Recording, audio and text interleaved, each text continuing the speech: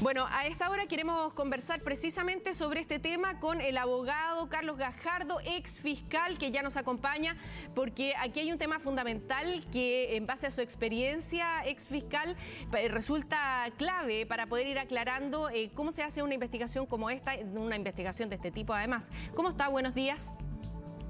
Buenos días, Karina. Gracias por la invitación a conversar de este tema. Sí, nos preocupa varias cosas. Vamos primero por parte, vamos con la información base, ¿no es cierto? Que es este reportaje publicado por CIPER que habla de un pago de 137 millones de pesos para colaboradores que participaron en la campaña, asesores algunos de Karina Oliva, candidata en ese entonces a gobernadora metropolitana. ¿Basta, abogado, con las atribuciones que tiene el CERVEL para haber detectado irregularidades en un caso como este, cree usted?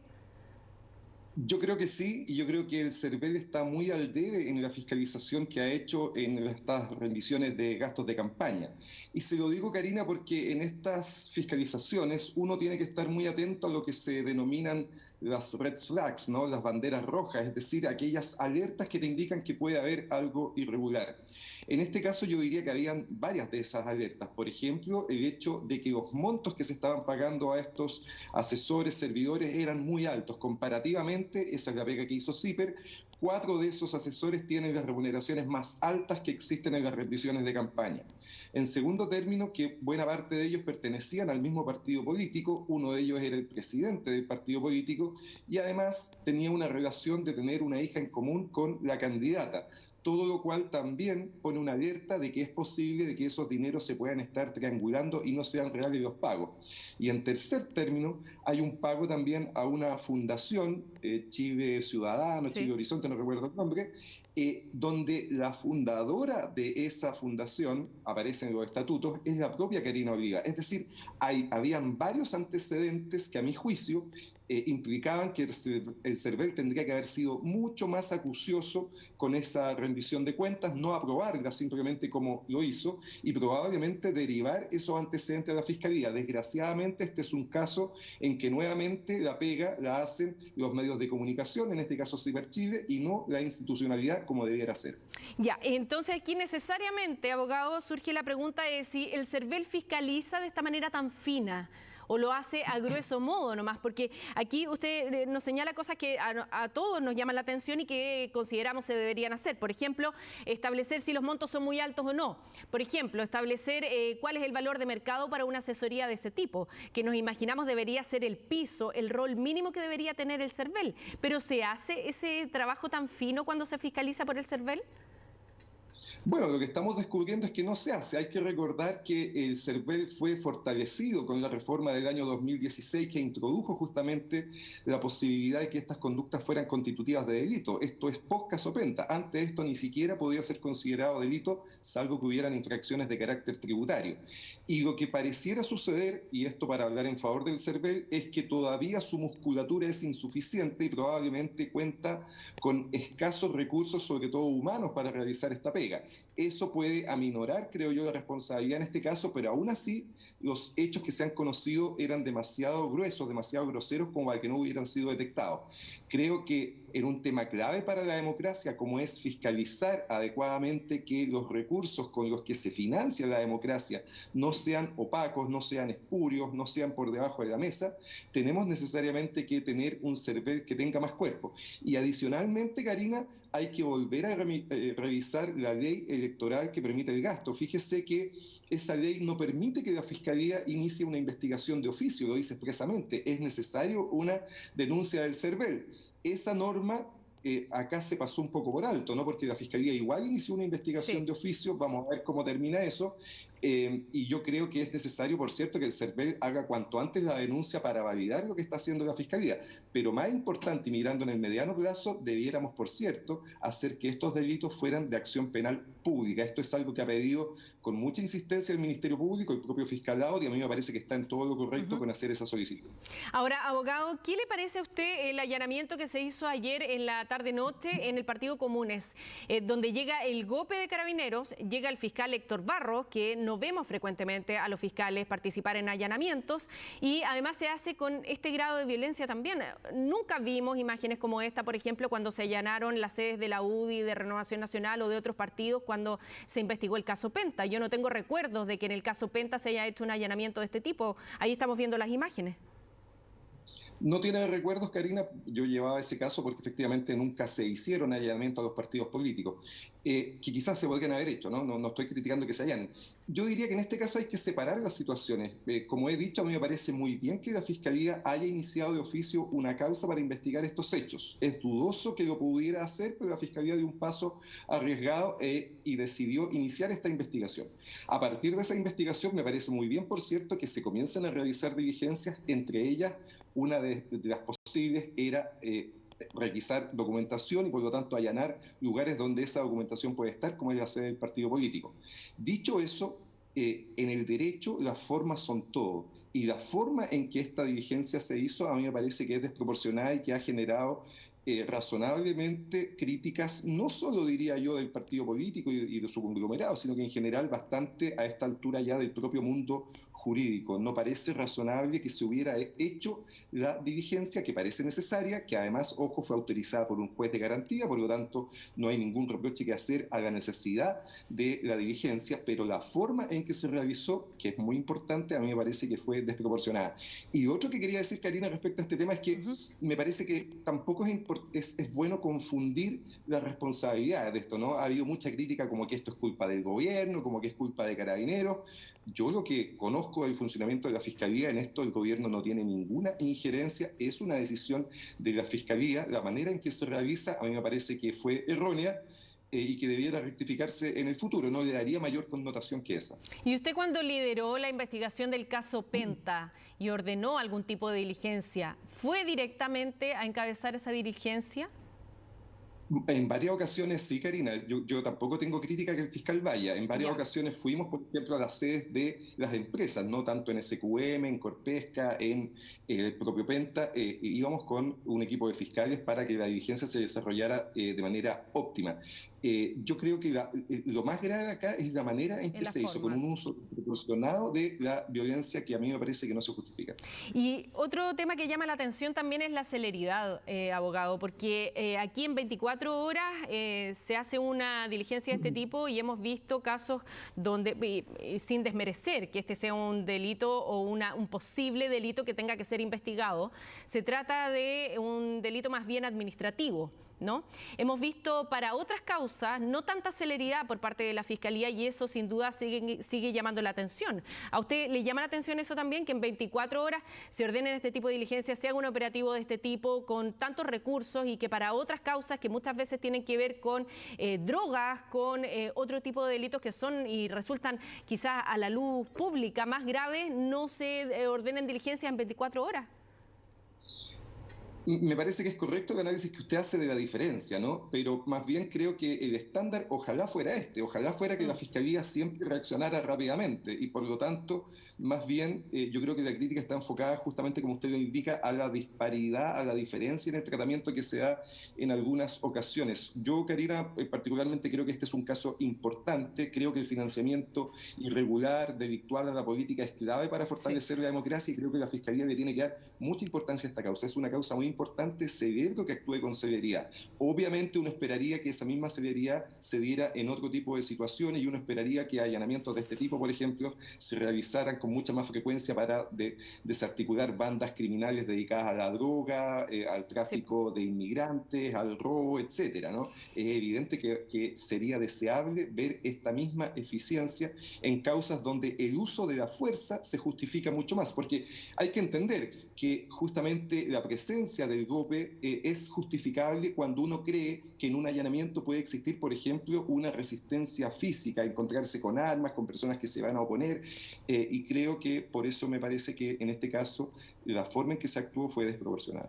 Ahora, ¿sabe por qué se lo planteo? Porque hay un montón de comunas en nuestro país donde los mismos habitantes denuncian, por ejemplo, a bandas delictuales.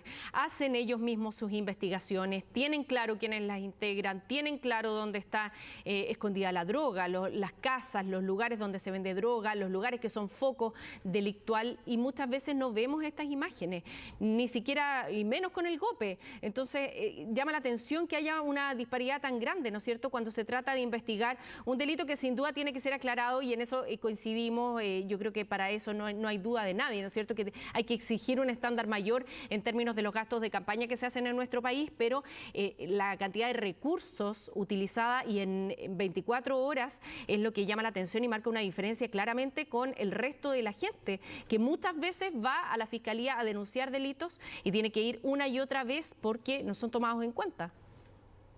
Yo creo que ese es uno de los grandes desafíos que tiene la persecución penal en nuestro país, que tiene que ver, por una parte, con tener mayor eficiencia, mejores resultados. Todavía seguimos teniendo tasas de archivo, sobre todo para los delitos contra la propiedad, para los robos, que son muy altas. Las cifras nos muestran que cuando en un delito de robo no hay detenidos flagrantes, no está resuelto o no hay antecedentes claros en 24 horas, más del 95% de esas causas se archivan. Tenemos ahí un problema importante con la eficiencia, con los resultados. Y el segundo problema importante que tenemos es con la sensación instalada, pero que tiene bases reales, de que hay disparidad de criterios en la manera que se tramitan determinadas causas dependiendo de quiénes están involucrados. La desigualdad ante la ley. Ese es un segundo gran desafío que tiene la Fiscalía, el sistema procesal en su conjunto, que yo creo que no ha podido ser resuelto, y que tiene al sistema con unas tasas de credibilidad de la ciudadanía muy bajas comparadas con otros países de la OECD. Ahora, el GOPE, la presencia del GOPE, que era lo que estábamos conversando recién, usted señala, abogado, que generalmente se utiliza cuando uno va a encontrar resistencia o cuando va a vivir una situación como fiscal. Se puede anticipar que va a haber una situación difícil, ¿no es cierto?, de un manejo estratégico que hay que realizar de una manera quizás más profesional en terreno. Pero ¿qué otras alternativas aquí? Había otras alternativas de haber ido con otro tipo de funcionarios policiales a hacer esta diligencia, ¿no? Entre ellos, por ejemplo, la Policía de Investigaciones también, que tiene un rol un poquito menos fuerte en términos de imagen respecto del GOPE, ¿no? Yo diría, Karina, que igualmente uno puede utilizar tanto la Policía de Investigaciones, que tiene organismos capacitados y técnicos en estas materias, como también Carabineros. Carabineros también tiene equipos especiales que pueden investigar exitosamente delitos económicos, y eso ha ocurrido en otras ocasiones. El punto efectivamente es la utilización del GOPE, porque, como lo señalábamos, más bien ese tipo de estrategias, ¿no es cierto?, de recursos, se utilizan cuando uno cree que puede existir, más que una resistencia que puede ser natural, una resistencia con armas, un peligro para la integridad de los funcionarios que están participando en el procedimiento, y entonces, claro, son muy utilizados en allanamientos que tienen que ver con delitos de carácter más violento. Este es un delito grave, pero no es un delito violento, y por lo tanto las estrategias pueden ser de otra manera, pueden ser distintos. No es poco común esto que se ha realizado hoy día, ¿no? Hay delitos económicos, se investigan por montones, y la forma en que se abordan los allanamientos en este y en cualquier otro tipo de delito tiene que ver con provocar el menor impacto posible, el menor daño posible. Eso es lo que en el derecho procesal penal se denomina la proporcionalidad. Todo lo que realice la Fiscalía tiene que ser proporcional. No puede ser ni mucho ni poco, ni pecar de defecto ni pecar de exceso. En este caso yo creo que se ha pecado de exceso. Creo que fue un error que cometió la Fiscalía. No le daría mayores connotaciones a un exceso en cuanto a haber tratado de hacer el trabajo de la mejor manera posible, y a mí me parece que en eso se equivocaron. No vería mayores intenciones ocultas, ¿no?, como que acá hubiera un intento de perjudicar o tener un intervencionismo electoral, o menos que en esto esté participando el gobierno detrás.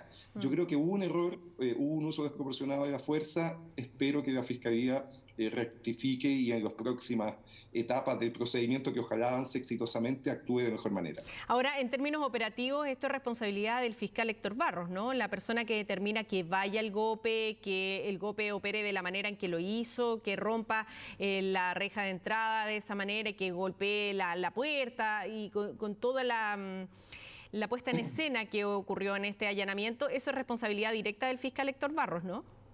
La dirección de la investigación la tiene el fiscal, en este caso el fiscal Héctor Barro, y por lo tanto es él quien decide qué organismo participa en la diligencia y por lo tanto es él que decide que en este caso haya participado el GOPE. Hay que señalar en todo caso que de acuerdo a lo que se ha informado por la propia Fiscalía, acá se pidió una autorización voluntaria, eso habría sido negado y por lo tanto se tuvo que pedir una autorización judicial que justamente autoriza, en caso de negativa, a hacer este ingreso a la propiedad con facultades de allanar, de cerrajar y hacer lo que sea necesario. Eso, de acuerdo a lo que ha informado la Fiscalía, fue lo que ocurrió y por lo tanto a mí me parece que técnicamente, procesalmente, no hay nada incorrecto en lo que se hizo. Un uso desproporcionado de la fuerza sí, pero creo que se cumplieron los requisitos legales para haber hecho esto. Ahora, ¿hay otro tipo de unidades, como decía usted, de carabineros que puedan hacer esta labor de descerrajar sin tener que llamar al GOPE? Sí, sin duda. En general, este tipo de diligencias las puede realizar perfectamente, sobre todo la unidad de carabineros denominada OS9, que es la que tiene la mayor experticia para llevar adelante este tipo de investigaciones. Probablemente participó en esta diligencia. Haber hecho de esta manera el ingreso a la propiedad es lo que yo creo que se critica y probablemente también se critique la oportunidad, ¿no? Haberlo hecho esto 2 días antes de las elecciones, pudiendo perfectamente quizás haberse realizado el día lunes, es también otro posible motivo de crítica. Son situaciones y son causas tan delicadas en que hay tanto interés de la ciudadanía para que se investigue adecuadamente que la Fiscalía tiene que ser especialmente cuidadosa en la manera en que realiza las diligencias. Las formas en el derecho son muy importantes y creo que en este caso la forma en que esto se realizó pudo haber sido mucho mejor. ¿Usted tiene algún antecedente respecto de que algunos de los involucrados en el caso Penta hayan llevado a la justicia al fiscal nacional Jorge Abbott en este momento? Perdón, no le entendí la pregunta, Si usted Karina. tiene algún antecedente respecto de que algunos de los involucrados en el caso Penta se hayan querellado contra el fiscal nacional Jorge Abbott en el último tiempo, No, ¿no? no tengo noticia de aquello. Ya, porque teníamos una información que estaba circulando y información que, por supuesto, tenemos que chequear para ver si es que es efectivo que algunas de esas personas hubiera presentado alguna acción legal en contra del fiscal nacional, porque además se hablaba, por ejemplo, que el abogado patrocinante de la causa es candidato y militante del Partido Comunes.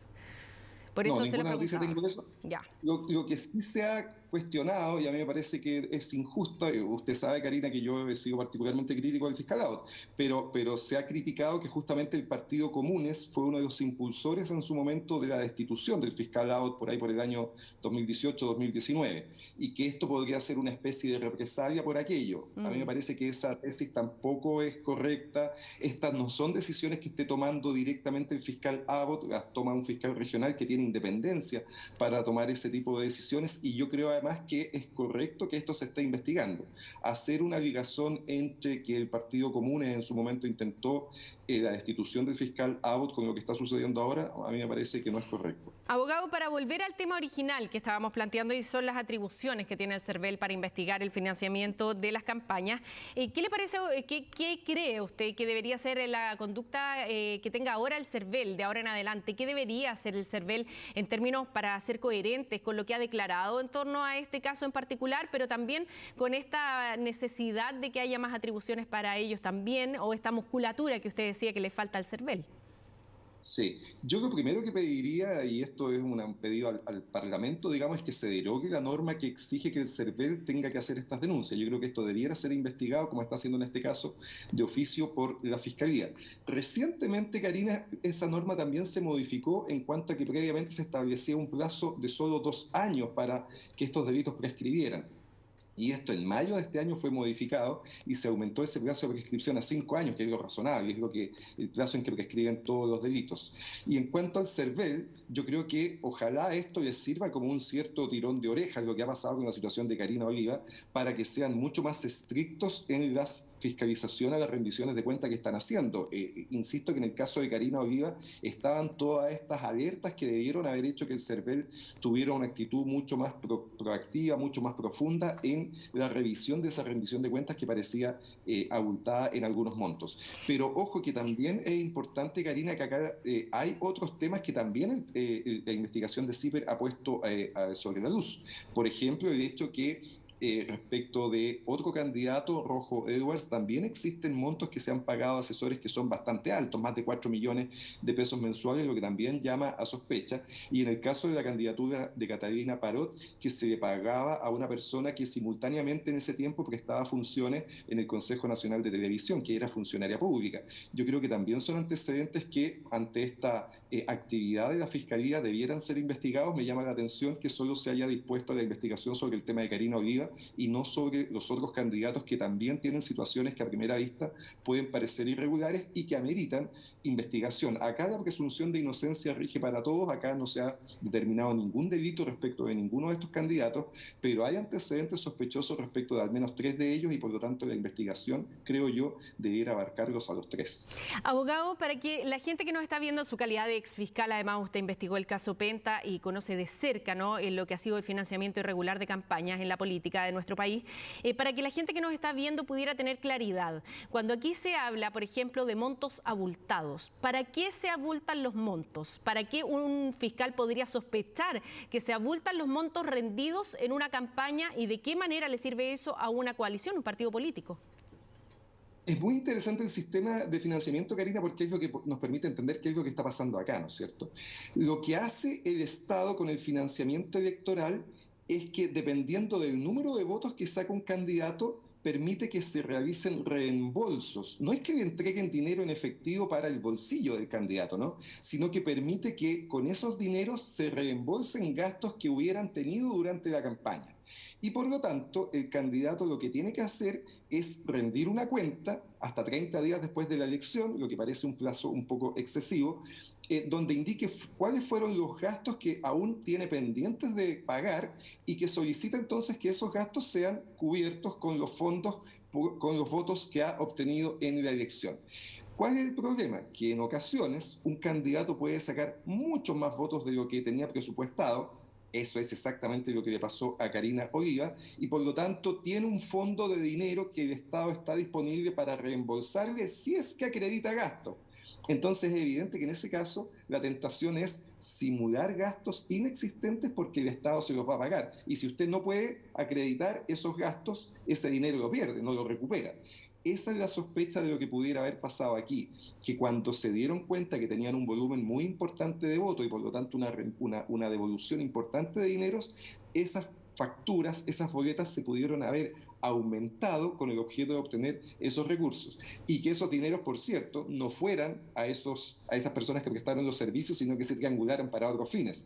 Ojo que parte de esto es lo que declaró en una entrevista radial y después televisiva en este mismo canal, Sí. la propia candidata Oliva, cuando dijo que no es que esta plata fuera todo para los que habían prestado las boletas, sino que con eso se había pagado también a otras personas que habían trabajado en la campaña e hizo alusión también a servicios que se hubieran prestado antes de la campaña. Es decir, de alguna manera, en declaraciones extrajudiciales, reconoció que la rendición de cuentas había sido hecha con documentación falsa y es lo que amerita y debiera ameritar rápidamente que el CERVEL hiciera la denuncia correspondiente a la Fiscalía. Pero de nuevo, lo que me molesta a mí particularmente en este caso, Karina, es que todo esto lo sepamos porque un medio de comunicación, la bendita prensa, hace la pega y no porque esto lo hubiera detectado la institucionalidad, el CERVEL, que justamente tiene esta función.